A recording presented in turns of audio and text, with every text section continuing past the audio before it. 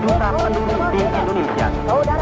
Berita yang membentuk 17 Agustus 1945, Proklamasi Kemerdekaan Bangsa Indonesia berkumandang. Kemerdekaan yang digerakkan oleh semangat yang terus menyala selama berabad-abad lamanya. Kemerdekaan yang tumbuh dari rangkaian perjuangan pantang menyerah pahlawan-pahlawan bangsa. Kemerdekaan yang dibangun dari kebersamaan dan persatuan seluruh rakyat untuk mewujudkan harapan Indonesia yang merdeka, bersatu, berdaulat, adil dan makmur. Dalam keadaan yang baru merdeka, kondisi Indonesia penuh dengan pergolakan. Saat itu, dengan berbagai keterbatasan yang dimiliki, pemerintahan masih kesulitan memulihkan ketertiban di berbagai wilayah. Juga saat itu terjadi kevakuman pemerintahan karena meluapnya semangat kemerdekaan dan historia kebebasan dari belenggu penjajahan. Pada masa ini, terjadi konflik sosial di berbagai daerah yang diwarnai dengan aksi kekerasan yang dimotori oleh kelompok bersenjata dari berbagai latar belakang. Salah satunya adalah peristiwa 3 daerah.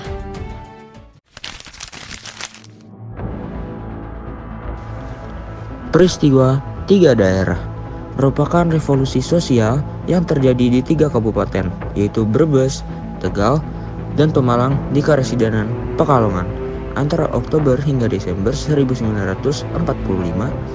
Peristiwa ini didorong oleh kekecewaan masyarakat terhadap pemerintahan kolonial dan sikap para pangreh praja atau birokrat lokal yang dinilai tidak berpihak pada rakyat.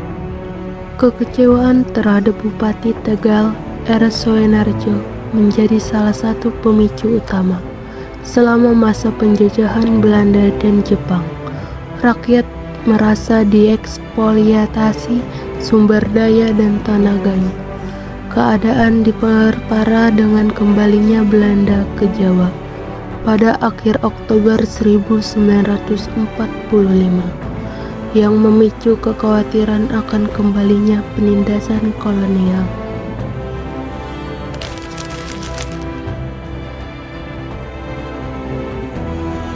Peristiwa ini diawali oleh aksi radikal yang dilakukan oleh kelompok-kelompok seperti kelompok Kutil di bawah pimpinan Sakyani alias Kutil. Pada 7 Oktober 1945 di Desa Ceri, Tegal Selatan, massa mulai menyerbu rumah Lurah Ceri, menuntut pembagian gabah yang disimpan. Lurah dan istrinya dipermalukan dengan dipaksa mengenakan pakaian dari karung goni, diarak, dan disiksa di depan umum. Aksi ini segera menyebar ke daerah lain dengan massa yang menyerbu rumah-rumah pejabat dan pengusaha yang dianggap bersekongkol dengan penjajah. Di wilayah Talang, Tegal, terjadi kekacauan besar di mana banyak pangreh praja dibunuh. Sakyani alias Kutil yang dikenal sebagai Panglima Revolusi di Talang mengambil peran sentral dalam memimpin kekacauan ini.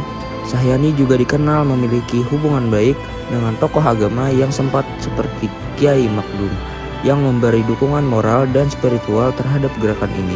Selain memimpin kekacauan, Sahyani juga dikenal berpihak pada wong cilik atau rakyat kecil, sering membagi-bagikan barang rampasan kepada penduduk sekitar.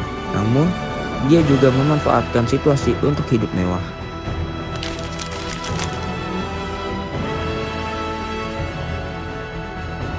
Gerakan ini mengakibatkan perubahan drastis dalam struktur kekuasaan lokal. Pada November 1945, Gabungan Badan Perjuangan 3 Daerah atau GPP3D dibentuk oleh tokoh utama seperti Kamijaja untuk merebut kekuasaan di ibu kota Karesidenan Pekalongan. Sejumlah pejabat diganti dengan tokoh masyarakat baru, meskipun beberapa pergantian dilakukan secara damai terutama di Brebes.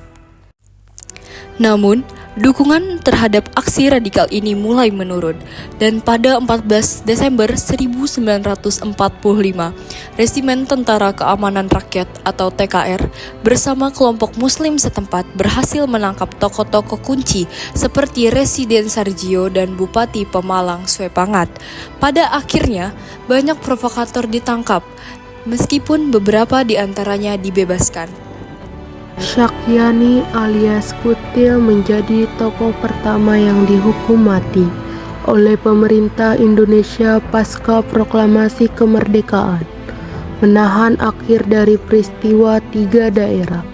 Revolusi ini juga membawa perubahan dalam tatanan sosial, dengan munculnya elit baru yang didominasi oleh tokoh-tokoh dari kalangan agama dan masyarakat lokal, menggantikan elit lama yang sebagian besar berasal dari kalangan pangreh praja.